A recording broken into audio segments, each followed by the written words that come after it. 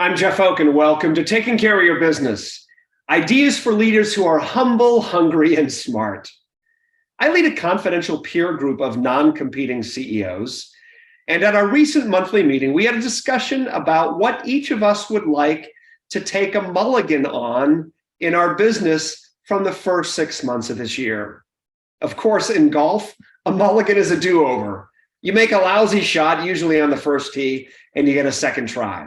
Evidently, it comes from a Canadian golfer named David Mulligan, who about 100 years ago hit a lousy drive off the first tee, and then without comment, just teed up another ball, telling the others in his foursome that he was taking a correction shot. That correction shot soon became known as taking a mulligan. I like the option of taking a mulligan because I'm an average golfer at best. I also like the idea of thinking about what I wish I could do over in my life and in my business, not because I can change what's happened in the past, because I can't.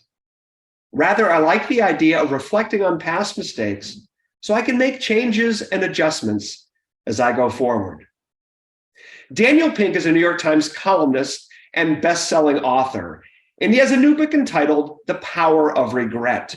He says that regret is an essential human emotion. Regret makes us human. It makes us better and gives us hope. Because when we share a regret that we have, when we share what we've learned and what we're going to do about it going forward, it unleashes a virtuous and powerful cycle of learning. That's what happened behind closed doors with my CEOs. By sharing what they wanted to take a mulligan on in their business or in their life, they were sharing what they've learned from their mistakes so far this year, what they wish they had done differently. And the conversation that followed was rich. It was a virtuous cycle of learning with and from each other. They were learning together, not only from their own mistakes, but from the mistakes of each other. That's why I often refer to the monthly meetings of my confidential peer advisory board as a learning lab. It reminds me of my high school chemistry lab, where everyone is learning in real time, not only from the things that go well, but especially from the things they wish they could do over.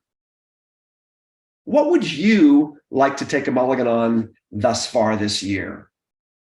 And what can you learn from that going forward?